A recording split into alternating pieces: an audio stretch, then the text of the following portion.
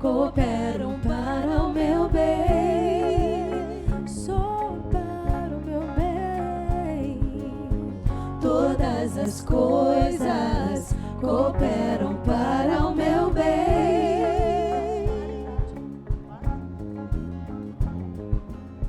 Todas as coisas cooperam para o meu bem.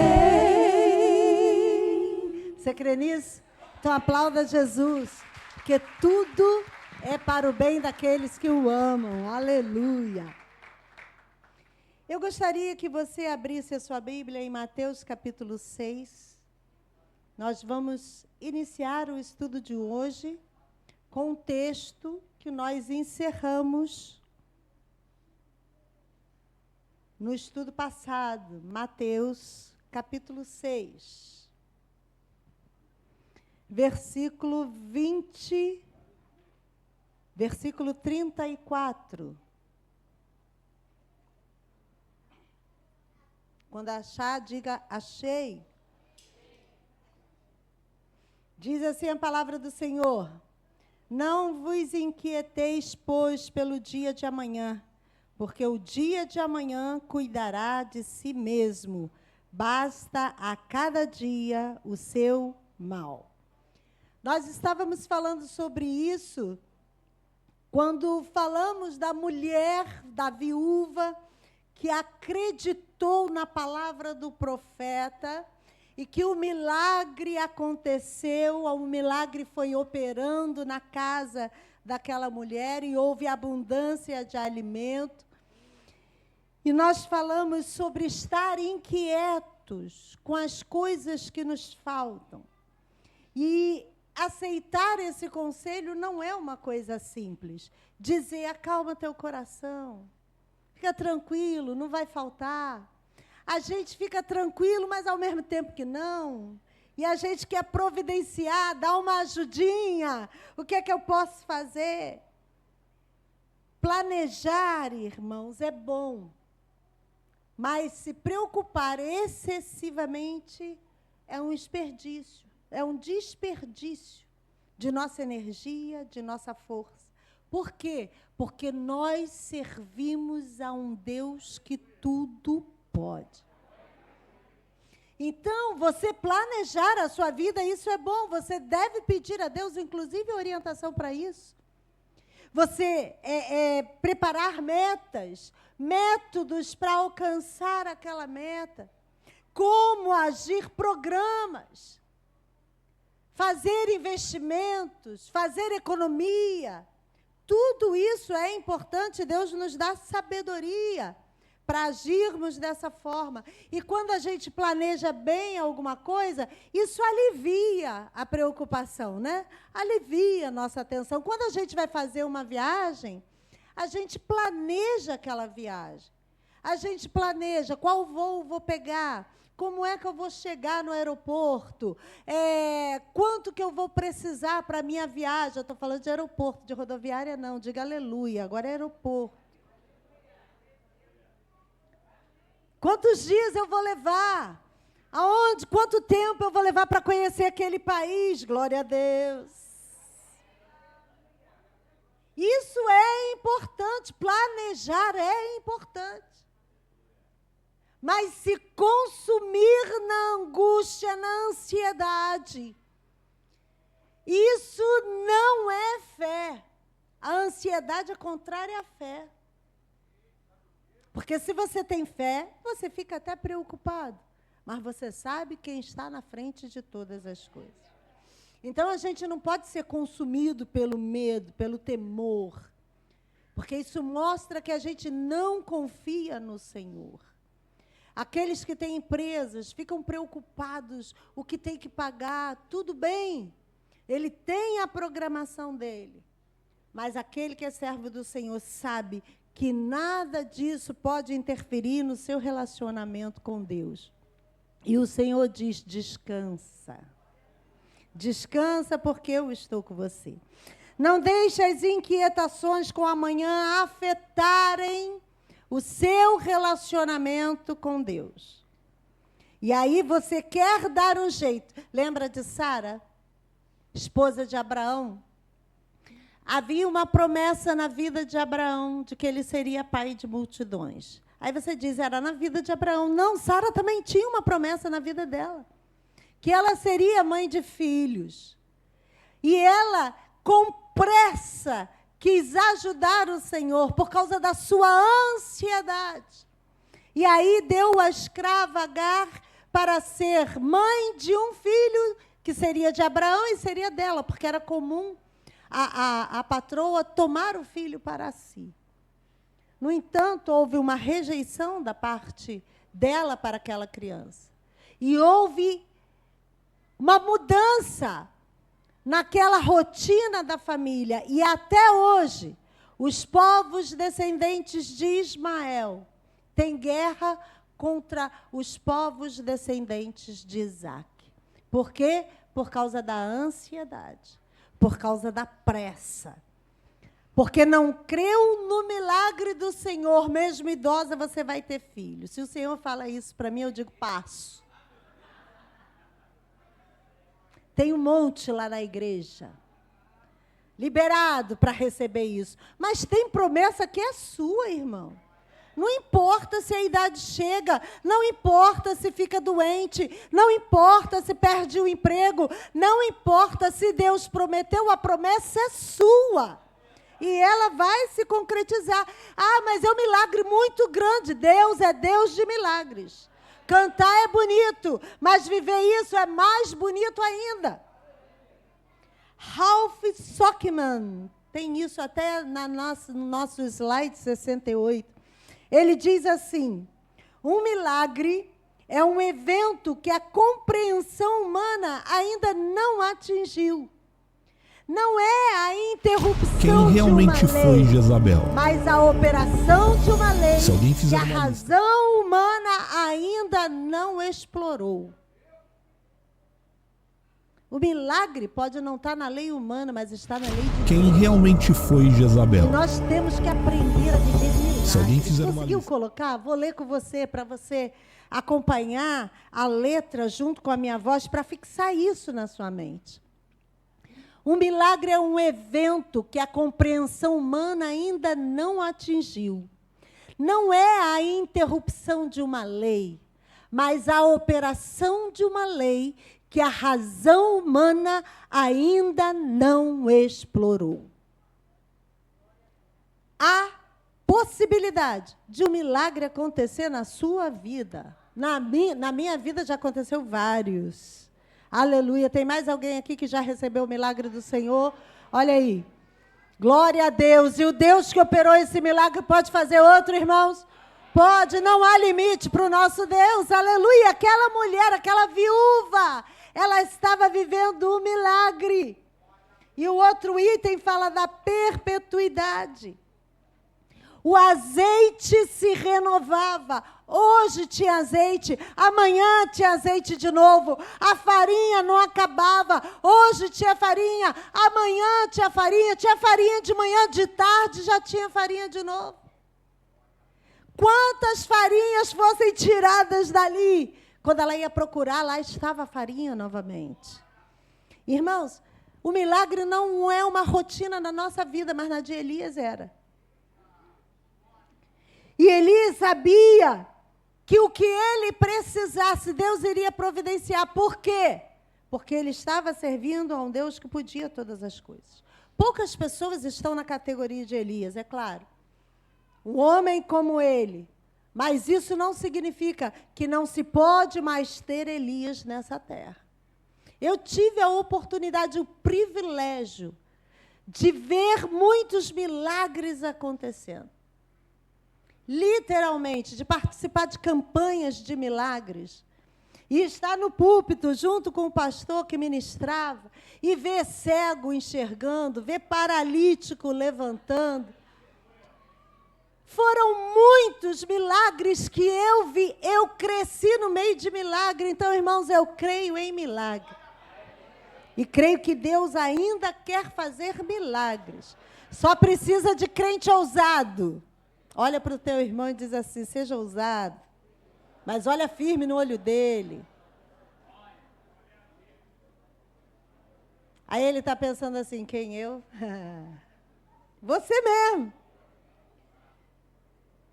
Você mesmo. Às vezes a gente quer, irmãos, um milagre, mas quer um retorno imediato, que é agora mesmo. E a gente ora, se não aconteceu agora mesmo, a gente começa a duvidar se a oração vai ser respondida ou não. Porque não aconteceu agora mesmo. O que a gente precisa entender que a gente ora pelo milagre, mas quem realiza o milagre é o nosso Deus. E o nosso Deus tem um relógio diferente do nosso. A gente precisa começar a desenvolver em nós a longa perspectiva das coisas. A gente ora e aguarda Deus fazer. Pode ser hoje, mas pode ser amanhã, pode ser ano que vem, não importa. Quanto tempo Deus levou para atender Abraão? Quanto tempo Deus levou para fazer com que José se tornasse governador do Egito? A gente pregando é muito lindo, a gente fala de José agora como escravo, daqui a 15 minutos José já é governador terra. Mas foram muitos anos, passou por muitas dificuldades, só que ele nunca perdeu de vista a promessa de Deus. Aleluia, a gente precisa alimentar isso na nossa vida. Os milagres espetaculares podem ser ocasionalmente, mas existem milagres que nós vivemos todos os dias, como o pastor uma vez disse aqui, que o milagre toda manhã bate na nossa porta. Você está aqui hoje porque o milagre bateu na sua porta e você despertou nesse dia, você foi trabalhar, você foi viver a sua vida, aleluia, esse é o milagre da vida que Deus nos deu. Mas a gente só quer outro tipo de milagre. O item diz que Deus dá nova vida. Abra sua Bíblia, 1 Reis, capítulo 17. Vamos ler dos versículos 17 até o 24.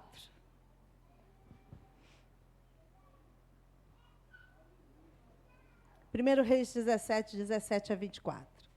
E depois dessas coisas, sucedeu que adoeceu o filho desta mulher, da dona da casa. E a sua doença se agravou muito, até que nele nenhum fôlego ficou. Então ela disse a Elias: que tenho eu contigo, homem de Deus? Vieste tu a mim para trazeres à memória a minha iniquidade e matares meu filho? E ele lhe disse: dá-me o teu filho. E ele o tomou do seu regaço e o levou para cima ao quarto, onde ele mesmo habitava, e o deitou em sua cama, e clamou ao Senhor e disse: ó Senhor, meu Deus, também até a esta viúva com quem eu moro afligiste, matando-lhe seu filho. Então se mediu sobre o menino 3 vezes e clamou ao Senhor e disse: ó Senhor, meu Deus, rogo-te que torne a alma deste menino a entrar nele. E o Senhor ouviu a voz de Elias, e a alma do menino tornou a entrar nele e reviveu. E Elias tomou o menino e o trouxe do quarto à casa e o deu à sua mãe e disse a Elias: vês aí, teu filho vive. Então a mulher disse a Elias: nisto conheço agora que tu és homem de Deus e que a palavra do Senhor na tua boca é verdade. Aquela mulher estava vivendo um milagre. As coisas corriam bem. A mulher, o seu filho, Elias, estavam sendo bem alimentados no meio da seca, no meio da fome. Mas inesperadamente aconteceu uma calamidade. O filho daquela viúva ficou doente e morreu. Será que o poder de Deus seria suficiente para essa nova crise também?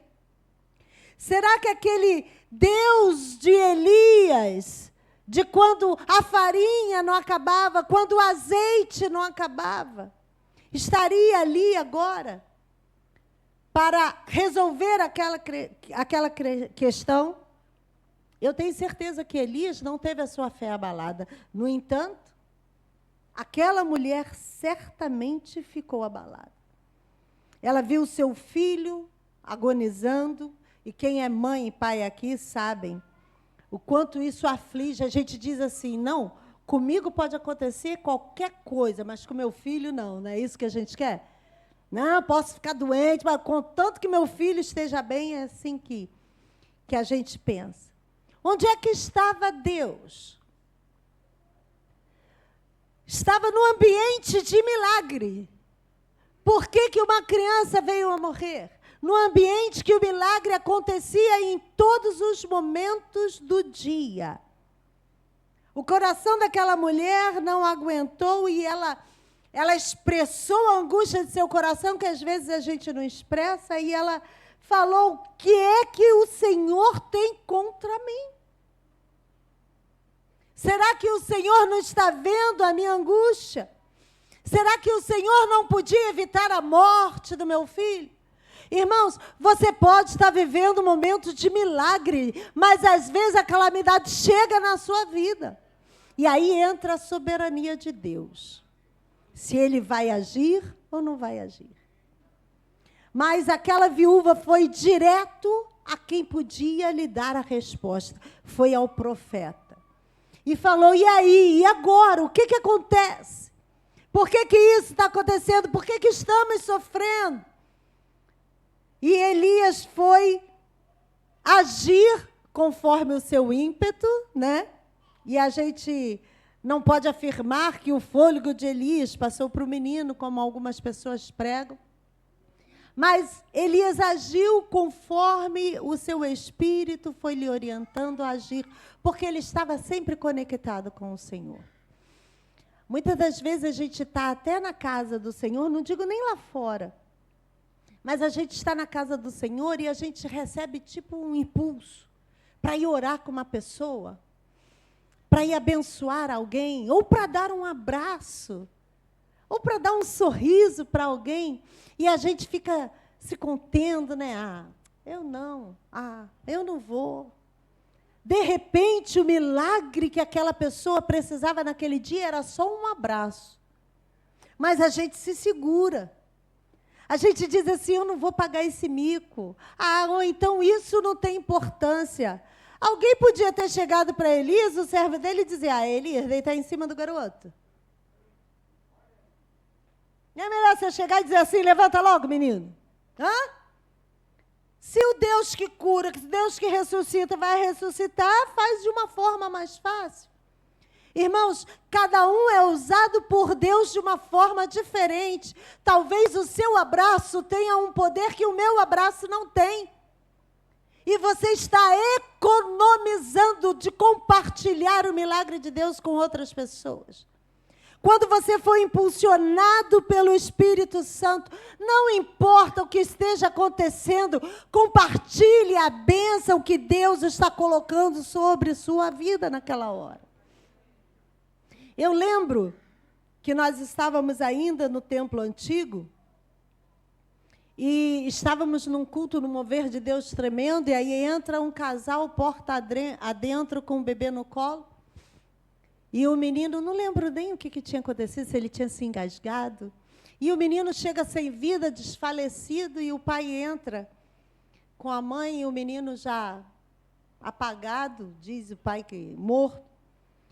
E ele chega e diz assim para o pastor, nós estávamos no púlpito, o pastor desceu, não lembro que ocasião era aquela, né, Claudete? E aí ele chega, vai no colo do pastor e entrega o menino. E disse assim, eu estava indo para o hospital, mas não ia dar tempo de chegar no hospital. E Deus mandou eu trazer ele aqui na igreja.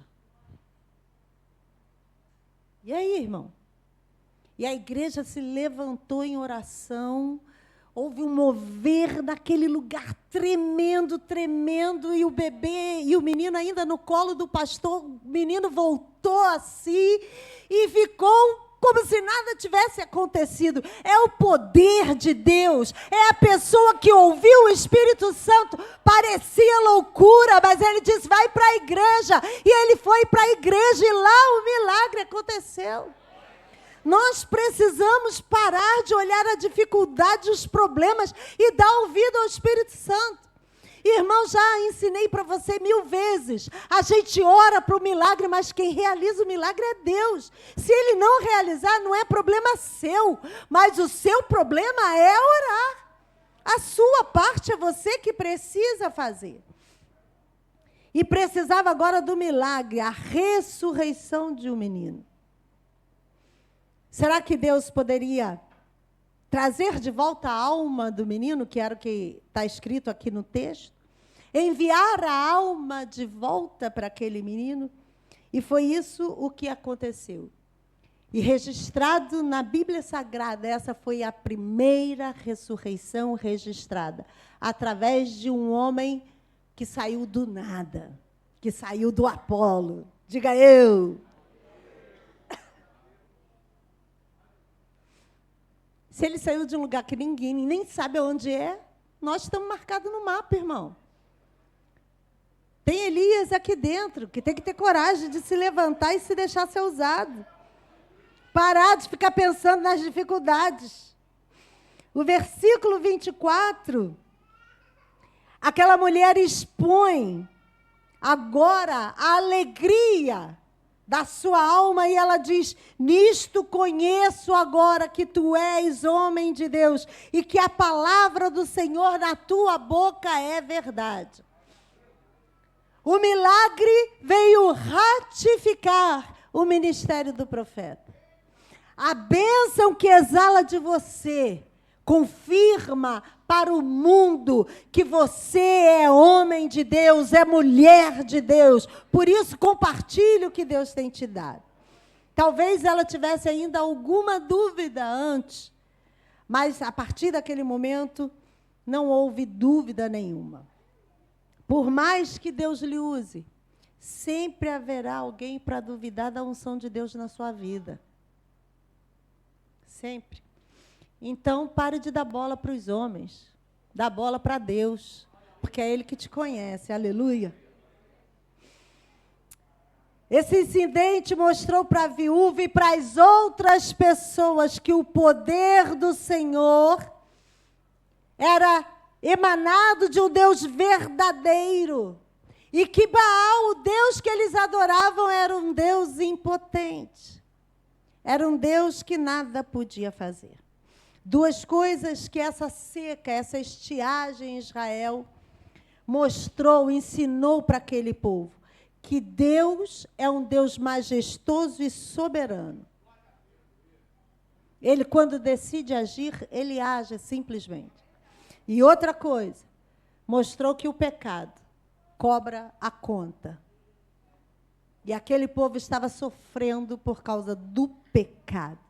E aí a seca foi a disciplina e foi o juízo que Deus mandou. O coração do rei não foi um coração muito favorável ao que estava acontecendo, ao propósito do Senhor, mas, no entanto, o propósito do Senhor foi alcançado, porque o povo voltou para Deus. E ficou claro que adorar a um Deus falso não nos acrescenta nada. Só ia levar aquele povo à perdição. Agora nós vamos passar um vídeo que, antes de seguir, que nós vamos entrar agora em outro item, no capítulo 18, onde Elias se apresenta novamente a Acabe depois de tanta confusão. Mas eu estava estudando e Jezabel foi uma mulher muito atípica, muito feroz, muito abusada, ousada. O que mais que você quer falar que não seja tão pejorativo? Pois é, demonizada. Mas é tudo ada que a gente está fazendo. E eu quis trazer um vídeo para ilustrar, para trazer maior compreensão sobre Jezabel. Porque o espírito de Jezabel está solto nessa terra. O espírito de Jezabel tem assolado as pessoas. E aí, não estou falando assolado uma mulher, tem assolado a sociedade. O mundo tem sido afetado por esse espírito. E eu gostaria que você assistisse esse vídeo. Você pode colocar o vídeo. Eu vou sentar aqui para não atrapalhar vocês. Quem realmente foi Jezabel?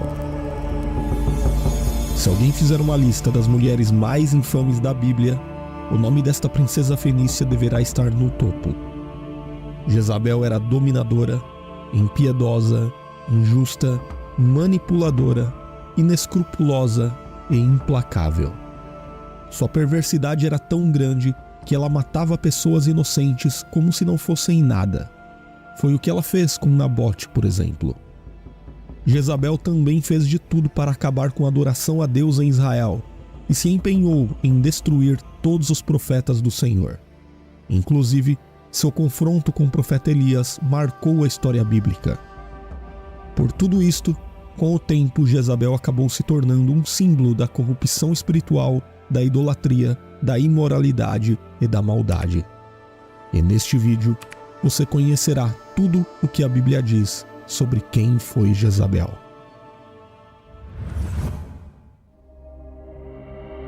A história de Jezabel na Bíblia está registrada entre os capítulos 16 do primeiro livro de Reis e o capítulo 11 do segundo livro de Reis. Jezabel foi a esposa de Acabe, o rei de Israel, entre os anos de 874 e 853 a.C. Mas antes de falarmos sobre as coisas horríveis que Jezabel fez no reino de Israel, primeiro precisamos entender sua origem. A Bíblia relata que Jezabel era filha de Etbaal, o rei dos Sidônios, que na verdade governava sobre toda a Fenícia. Portanto, apesar de Jezabel ter chegado à realeza de Israel, ela era uma mulher estrangeira, descendente de um clã fenício. O nome do seu pai, Etbaal, significa Baal está vivo, e isto nos ajuda a ter uma ideia do tipo de influência que ela teve dentro de sua casa. Etbaal ascendeu ao trono após ter matado seu predecessor e reinou por cerca de 32 anos. E de acordo com o historiador judeu Flávio Joséfo, Etbaal era também um sacerdote dos deuses Astarte e Melcarte. Talvez Jezabel tivesse passado anônima pelas páginas da história, se não fosse o seu casamento ilegal com o herdeiro do rei Onri de Israel. Havia uma proibição concernente a casamentos entre hebreus e povos cananitas do Levante. Mesmo assim, o príncipe de Israel casou-se com a princesa dos Sidônios, provavelmente para selar o tratado político-econômico entre os dois estados. Acredita-se que este casamento ocorreu como um tipo de compensação pela hostilidade de Damasco contra Israel, um acordo promovido por Onri, pai de Acabe, para reafirmar uma aliança entre Tiro e Israel, em cerca de 880 a.C. E o que aconteceu após este casamento garantiu uma infâmia perpétua ao nome de Jezabel. A união entre Jezabel e Acabe foi o ápice da perversidade e da apostasia em Israel, de modo que é dito que as maldades de Acabe foram maiores do que a de qualquer um de seus predecessores. A Bíblia explica que Jezabel era uma devota de Baal Melcarte, o deus cultuado na Fenícia.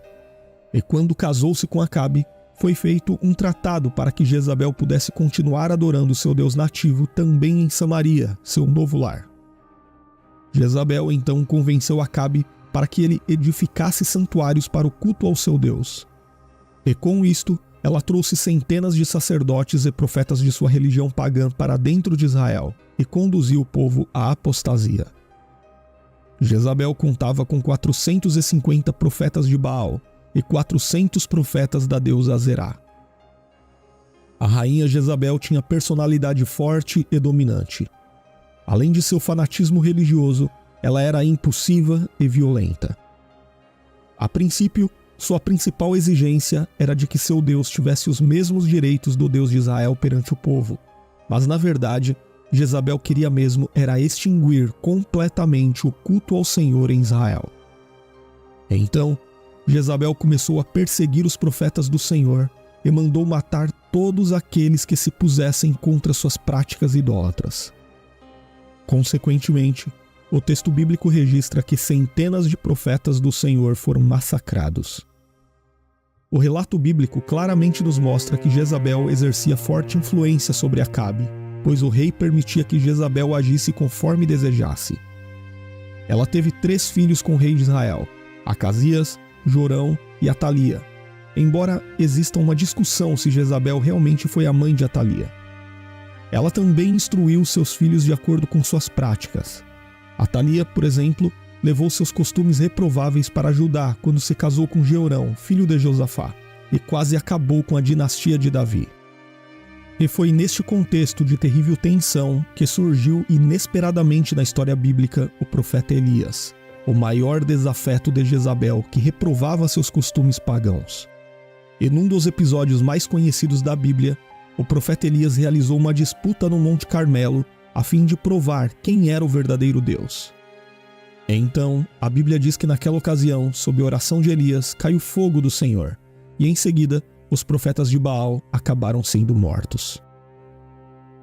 Mas mesmo com a prova real do poder de Deus e com o massacre de seus profetas, Jezabel não diminuiu sua idolatria. Muito pelo contrário. Seu ódio perseguidor se intensificou. Ela ameaçou o profeta Elias, que precisou fugir para o Monte Horebe. Um episódio que retrata bem o nível de perversidade de Jezabel é aquele que envolve a história de Nabote. A Bíblia indica que Nabote era um homem que possuía uma vinha na vizinhança do palácio de Acabe em Jezreel. O problema começou quando Acabe desejou a vinha de Nabote, mas o homem não quis negociá-la. No começo, Acabe até respeitou o direito de posse de Nabote, que desejava manter a terra de sua herança. Porém, Jezabel, de forma traiçoeira e impiedosa, acabou tramando um julgamento sob falsas acusações que culminou na execução de Nabote e na tomada de sua vinha. Entretanto, este evento, combinado com outros atos de crueldade de Jezabel, trouxeram terríveis consequências à casa de Acabe, que posteriormente acabou sendo exterminada de forma violenta sob o julgamento divino. Depois que Acabe morreu, Jezabel ainda continuou tendo grande poder e influência em Israel durante os reinados de seus filhos Acasias e Jorão. Mas Jeú, um oficial do exército escolhido por Deus, matou Jorão, limpou a casa de Acabe do reino de Israel, ascendeu ao trono e erradicou o culto a Baal. Após ter matado Jorão, Jeú se dirigiu ao palácio em Jezreel. No palácio, Jezabel estava vestida esplendorosamente, esperando por Jeú com a intenção de afrontá-lo. Mas, na verdade, Jezabel estava prestes a ter uma das mortes mais terríveis da história bíblica. A Bíblia diz que Jeú deu ordens para que seus oficiais a lançassem pela janela da torre do palácio, de modo que seu sangue espirrou na parede e sobre os cavalos, e em seguida, seu corpo ainda foi atropelado. Então, Jeú fez uma refeição e depois ordenou que seus homens sepultassem Jezabel, pois afinal, ela era filha de rei. É interessante perceber no relato bíblico que Jeú não atribuiu a Jezabel o título de rainha de Israel, mas apenas se referiu a ela como filha de rei, por ter sido filha de Etbaal, o rei sidônico. Isto, obviamente, mostra o quão desprezível foi aquela mulher. Mas quando os servos de Jeú foram sepultar Jezabel, eles encontraram apenas seu crânio, seus pés e suas mãos. Sua carne havia sido devorada por cães. E vale lembrar que, curiosamente, os cães também figuraram na morte de Acabe. Eles lamberam o sangue do rei que ficou no carro em que ele estava quando foi mortalmente ferido. Porém, nós sabemos que nada disto foi por acaso. Na verdade, muito antes, a morte de Jezabel já havia sido profetizada pelo profeta Elias, e se cumpriu exatamente conforme a sua profecia da parte do Senhor, que dizia que os cães comeriam a carne de Jezabel num terreno junto ao antemuro de Jezreel, e isto significava uma morte extremamente desonrosa. Inclusive, quando os homens de Jeú voltaram e lhe contaram o que havia acontecido com Jezabel, imediatamente ele reconheceu que a palavra do Senhor, anunciada por meio de Elias, havia se cumprido. Mas apesar de sua morte brutal, as influências negativas de Jezabel foram duradouras. Ela não apenas corrompeu seu marido, mas por meio dele também o reino de Israel, deixando marcas tão profundas e persistentes que mais tarde a corrupção espiritual foi a principal causa da queda do reino do norte. Além disso, a terrível influência de Jezabel foi além das fronteiras de Israel, pois sua filha se casou com o filho do rei Josafá de Judá, e isto quase levou a casa de Davi à extinção, pois a filha de Jezabel e Acabe mandou matar. Já sabe que esse espírito de apostasia, de destruição, de corrupção, está solto, mas tal como ela foi destruída, esse espírito também será destruído, porque chegará o Senhor dos senhores, o Rei dos reis, e tomará esse povo, essa terra, e fará daqui um novo lugar. E nós estaremos junto com o Senhor, amém, irmãos? Amém. Você vai na primeira ou na segunda? Ficou assim parado pensando. Irmão, quem for na outra vai ter que passar pela tribulação. Foge disso. Jesus está voltando, tem que estar ligado, tem que estar pronto. Abra agora a sua Bíblia em 1 Reis 18. E nós vamos fazer uma introdução antes de falarmos sobre o confronto de Elias com os profetas de Baal, que todos estão, conhecem bem essa história e estão aguardando, né? Continua aí a história do profeta Elias, um dos mais notáveis profetas do Antigo Testamento. No entanto, chega um momento em que vai se iniciar uma nova missão. Então, irmãos, quando você é enviado numa missão, essa missão se conclui e você não vai para casa deitar na rede e cruzar os braços. Quando se acaba uma coisa, é porque uma nova coisa está para começar. Quando você termina uma missão, tem uma nova missão para você iniciar. Então, olha para o teu irmão e diz assim, por que você ainda não começou a nova missão? Deus te salvou por quê, irmão? Deus está cuidando de você por quê, irmão? Deus tem uma missão para cada um. E Elias agora tinha pela frente uma tarefa super difícil. E a vida dele agora estava correndo perigo. E ele precisava da proteção de Deus. Por quê? Porque Jezabel, que já tinha matado muitos profetas em Israel, tinha colocado o nome de Elias na sua lista. Sabe, irmãos, o diabo tem o nosso nome na lista dele. Graças a Deus, porque se não tivesse, a gente estava do lado dele. Mas graças a Deus, ele colocou o seu nome lá na lista, e ele está aguardando o momento certo. Por isso que a palavra de Deus diz que nós temos que estar atentos, porque tem um como leão rugindo ao nosso derredor, querendo nos tragar, mas aquele verdadeiro leão da tribo de Judá está conosco. E Elias aparece de novo, querendo ir direto para o palácio real. Ele tinha afrontado o rei, denunciado o pecado do rei, tinha profetizado uma maldição, queria surgir uma grande seca. E agora ele estava querendo de novo se apresentar ao rei Acabe. Só o poder de Deus para mantê-lo vivo. E aí ele vai encontrar Obadias. E Obadias vai tentar convencer Elias. Estou resumindo essa história rapidinho para a gente destrinchar. Vai querer convencer Elias a desistir dessa história. Tem gente querendo convencer você a desistir? Dizer, para com isso, por que você insiste nisso? Desiste logo. Você vai criar problema, não é mais só para você, não. Você vai criar problema para mim também, que Obadias falou isso. Você vai me trazer problemas. Mas Elias estava disposto a ser adversário de Acabe e de Jezabel também, irmão. Contanto que ele não tivesse que concordar com os dois. E aí Deus dá uma ordem a Elias. Capítulo 18. Versículos 1 e 2. E sucedeu que depois de muitos dias, a palavra do Senhor veio a Elias no 3º ano. 3 anos se passaram desde que Elias tinha falado com Acabe pela primeira vez. Vai e mostra-te a Acabe, porque darei chuva sobre a terra. E foi Elias mostrar-se a Acabe, e a fome era extrema em Samaria.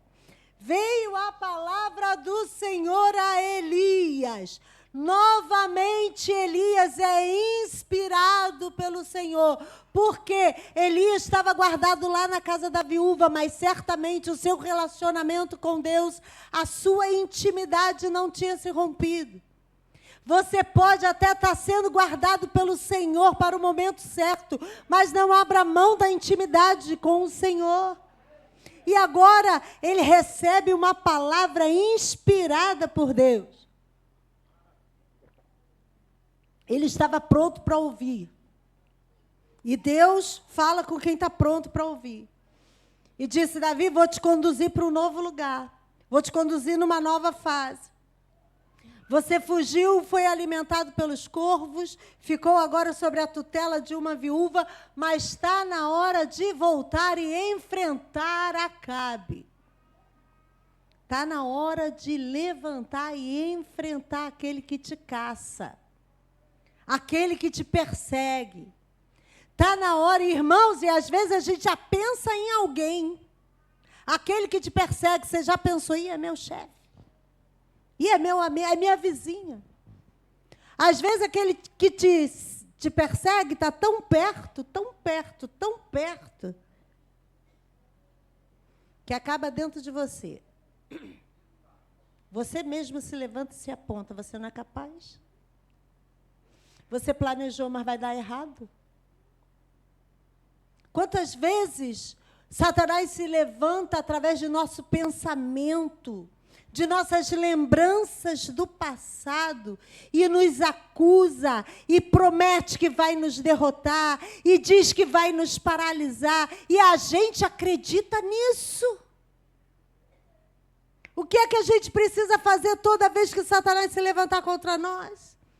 Precisamos chamar a palavra de Deus de novo à existência e dizer: o sangue de Jesus Cristo tem poder para mudar todas as coisas. O sangue de Jesus Cristo me limpa de todo pecado, inclusive do pecado da incredulidade. Daquilo que Deus colocou na sua mão e você está desperdiçando, está jogando fora o seu talento.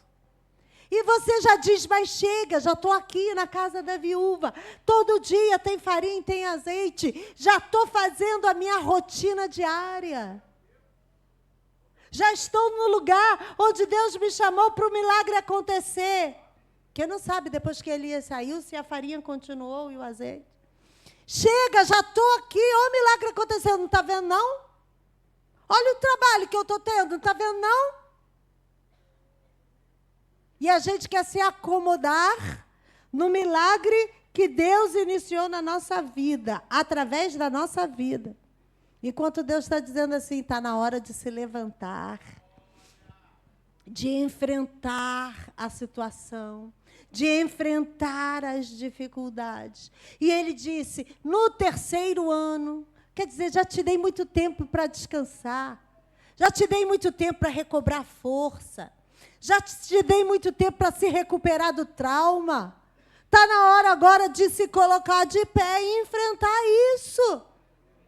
Ah, Senhor, vai mandar aqui uma carruagem para me levar? Não, você vai andando. Mas eu não pratiquei esses anos todos, eu vim correndo aqui. Mas agora, para voltar, estou sem prática, estava escondido. Não, mas você vai fazer. Você vai voltar para Samaria. E a gente vai ver onde fica. Ah, já mostrei para vocês onde ficava a cidade. E Tiago vai dizer para a gente que foram 3 anos e 6 meses. Ele foi muito preciso nisso. 3 anos e 6 meses, exato tempo da seca. Mas Elias ouviu e Elias obedeceu. Partiu e foi se apresentar a Acabe. E aí, irmãos, o milagre vai acontecer porque ele tomou atitude. Seu milagre talvez não esteja acontecendo porque você não toma atitude. Então, mesmo correndo perigo de morte, Elias obedece à palavra de Deus. E ele estava indo para um confronto não só com o rei, não só com a Jezabel, maligna Jezabel, mas também com os profetas de Baal que estariam lá. O texto fala que era uma extrema fome em Samaria. No hebraico, a expressão é segurava firmemente a terra. A fome segurava firmemente a terra. Não deixava desenvolver, não deixava brotar, não deixava abençoar, não deixava. A fome segurou, porque Deus disse: segura. Mas toda sentença do Senhor, falei isso aqui quando a gente estava estudando sobre Juízes, toda sentença do Senhor, ela vem junto com misericórdia, porque Deus quer que todos os homens sejam salvos. Por isso nós estamos aqui, aleluia. Aleluia, era uma fome feroz. O ódio no coração de Acabe, o ódio no coração de Jezabel. A cidade de Samaria, a cidade do rei, totalmente devastada. A idolatria intensa cada vez mais. Então, Elias, nesse caminho, encontra com Obadias, versículo 3.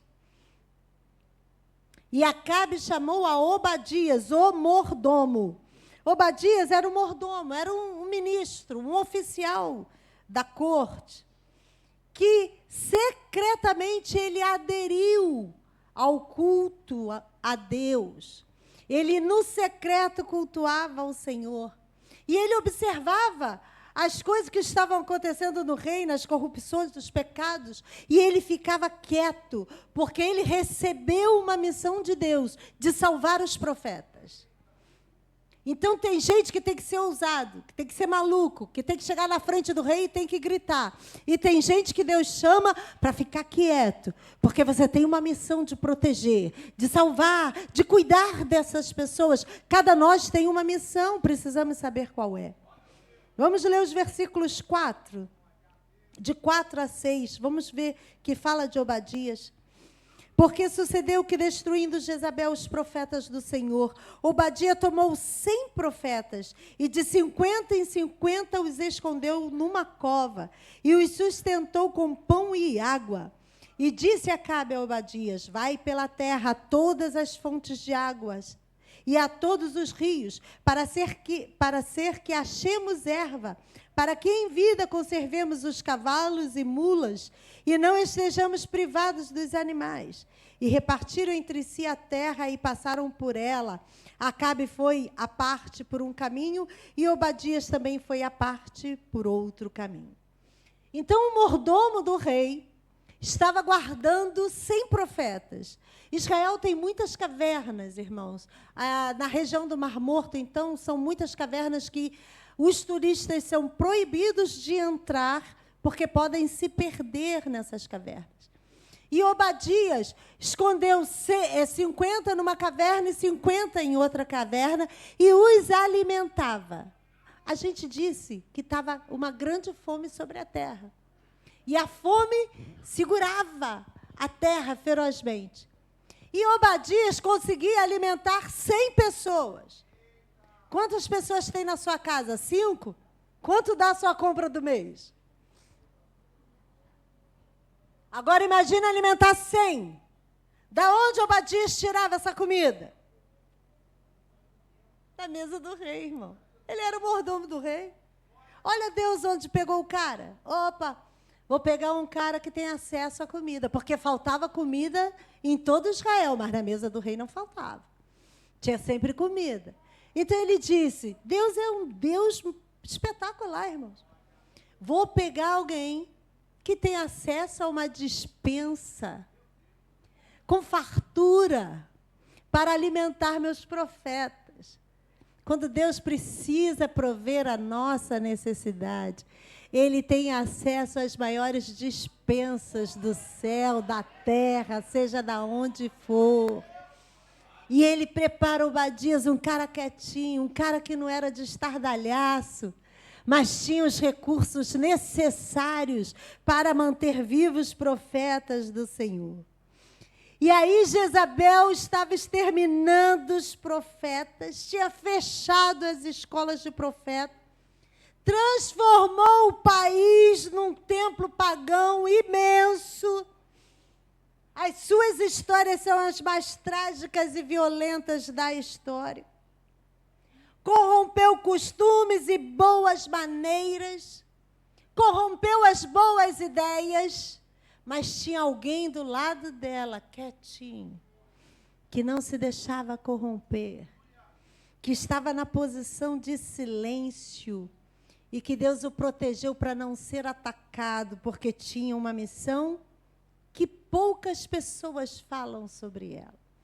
Quando a gente prega em Elias, que conheceu que tinha ainda muitos profetas guardados, e ele achava que estava sozinho.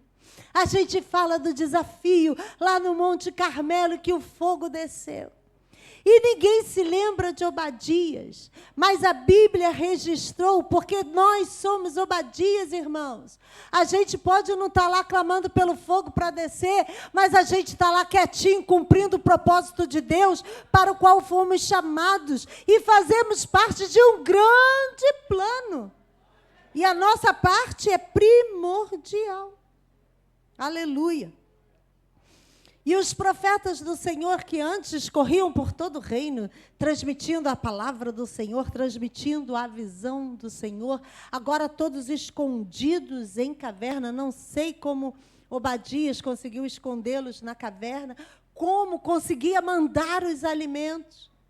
Ele não era general, não era expert em estratégia, mas ele conseguiu montar uma logística, queria atender, conservar a vida de 100 homens de Deus durante 3 anos, sem ninguém saber que esses homens existiam.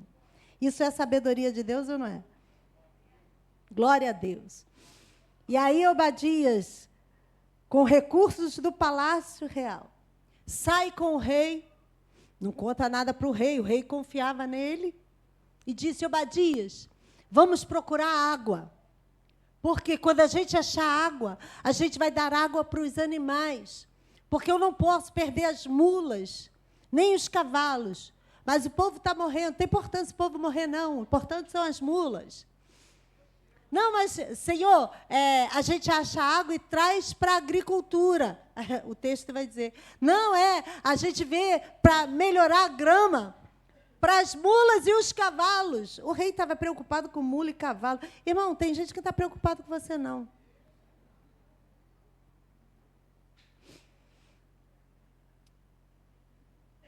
Nós temos que orar por aqueles que estão em liderança sobre nós, porque, no fundo, não estão preocupados conosco.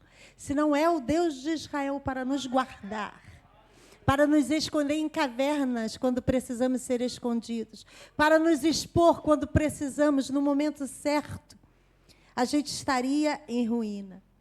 E aí o milagre de Deus acontece. Da própria mesa do rei, que queria matar os profetas do Senhor, surge o alimento para eles. Mas vamos correr, vamos ler dos versículos 7 a 16. Eles saem para procurar água. Estando, pois, Obadias já em caminho, eis que Elias o encontrou. E, conhecendo ele, prostrou-se sobre o seu rosto e disse: És tu, meu senhor Elias? E disse-lhe ele: Sou eu. Vai e dize a teu senhor: eis que aqui está Elias. Deixa eu acompanhar aqui. Porém, ele disse: Em que pequei, para que entregues teu servo na mão de Acabe para que me mate? Vive o Senhor, teu Deus, que não houve nação nem reino aonde meu Senhor não mandasse em busca de ti. E dizendo eles: aqui não está, então ajuramentava os reinos e as nações, se eles te não tinham achado. E agora dizes tu: vai, dize a teu Senhor, eis que aqui está Elias. E poderia ser que, apartando-me eu de ti, o Espírito do Senhor te tomasse, não sei para onde, e vindo eu dar as novas a Acabe, e não te achando ele, me mataria. Porém eu, teu servo, temo ao Senhor desde a minha mocidade. Porventura não disseram a meu Senhor o que fiz quando Jezabel matava os profetas do Senhor? Como escondia 100 homens dos profetas do Senhor, de 50 em 50 numas covas, e os sustentei com pão e água? E agora dizes tu: vai e dize a teu Senhor, eis que aqui está Elias, ele me mataria. E disse Elias: vive o Senhor dos exércitos, perante cuja face estou, que deveras hoje me mostrarei a ele. Então foi Obadias encontrar-se com Acabe, e lhe o anunciou, e foi Acabe encontrar-se com Elias. Obadias já tinha efetuado a sua missão, mas ele agora encontra Elias. Isso deixou Obadias assustado. Encontra o fora da lei. Ele achava que Elias estava morto, todos achavam, porque Elias sumiu. O rei Acabe, quando mandou procurar Elias até em outros países. E quando eles diziam, não, Elias não estava aqui, eles mandavam eles jurarem que Elias não estava ali, para que eles não corressem o risco de estar escondendo Elias. E aí, Obadias se encontra com Elias e reconhece Elias. Talvez ele estivesse lá quando Elias foi afrontar Acabe, foi dizer para Acabe dos seus pecados. Talvez Obadias tivesse visto Elias. Mas Elias sabia quem era Obadias. No versículo 8 fala isso. Que Elias foi se dirigir a Obadias e dizer, vai dar uma mensagem para o teu chefe. Então Elias sabia que Obadias era servo do rei e que servia na corte. E Elias agora se coloca com coragem diante de um homem que arriscou a sua vida o tempo todo, mas que agora teve uma síndrome do medo. Caramba, eu vou dizer isso para Acabe? Daqui a pouquinho Acabe descobre que eu guardei, que eu escondi 100 profetas. E ele fala no versículo 9, em que eu pequei? Quer dizer, você está me botando nessa encrenca, o que eu fiz de errado? Aonde eu errei? Que agora eu vou tomar uma nova missão que pode me custar a vida. Mas no íntimo, Obadias sabia que Elias era um homem de Deus. Ele sabia tanto que ele, quando encontra Elias, ele se curva diante do homem de Deus, reconhecendo que ele era o homem de Deus. Não ache que o que você está fazendo para o Senhor é mais do que bom. A sua missão até agora foi essa. Mas tem uma missão que Deus já separou para você e que você não está cumprindo e acha que já está tudo mais do que bom. Há um grande confronto entre o céu e o inferno. O mundo espiritual está em guerra. E nós não podemos ser neutros. Nós precisamos nos posicionar. E Obadias, apesar de ter realizado uma grande missão oculta, era um agente secreto, um agente duplo, trabalhava no palácio de Acabe e, ao mesmo tempo, cuidava dos homens de Deus. Apesar disso, ele tinha ainda uma grande missão para cumprir. E ele, mesmo não querendo estar junto com Elias, ele precisando manter distância de Elias, ele reconheceu que estava no momento de fazer alguma coisa. E aí ele muda o seu rumo. Acabe tinha ido para um lado, ele tinha ido para o outro, e ele retorna, ele volta, e vai encontrar com Acabe. E vai dar o recado para Acabe. Elias está vivo e quer falar com você. Aí ele mesmo falou, e se o espírito passar e arrebatar você? E Acabe chega lá e você não está lá para o encontro. O que acontece? Sou eu que vou morrer. Irmão, se Deus quiser te esconder, Ele vai te esconder. Se quiser te expor, vai te expor. Lá na casa da viúva, os vizinhos não podiam ter dito que Elias estava lá? Os vizinhos ficaram de boca fechada durante todo o tempo que Elias estava lá. Então, eu vou dizer para você o mesmo que eu diria para Obadias. Às vezes, os nossos temores não têm fundamento. O que precisa ter fundamento é a nossa fé em Deus e não o nosso medo.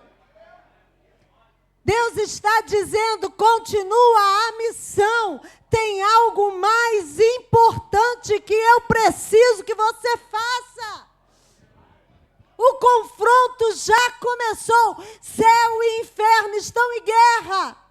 E nós somos aqueles que fomos chamados para cumprir o propósito do Senhor. Olha para o teu irmão e diz assim: você tem uma missão para cumprir.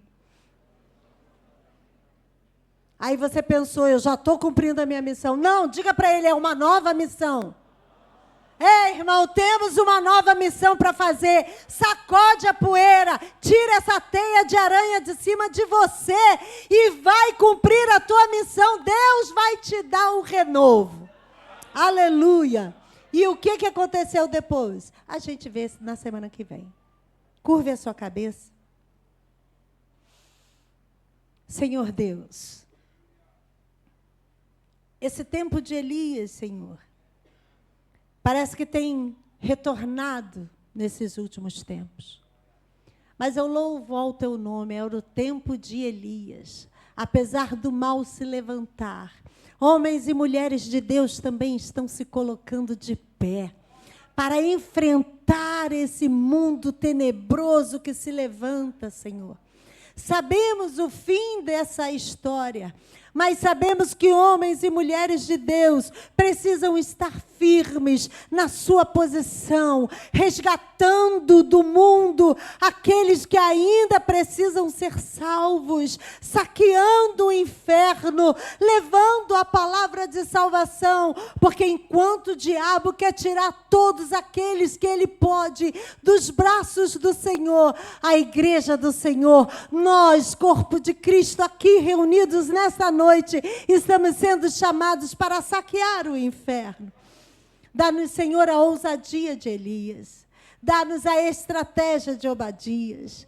Ensina-nos, ó Deus, a ouvir a sua voz, a sermos conduzidos pelo seu Espírito, a sermos guiados pela sua vontade e não ficarmos achando que pode dar errado, que alguém está contra mim, que nem todos reconhecem a unção que está sobre minha vida. Não importa, o que importa é que o Senhor tem dado uma unção para cada um de nós cumprir a sua missão.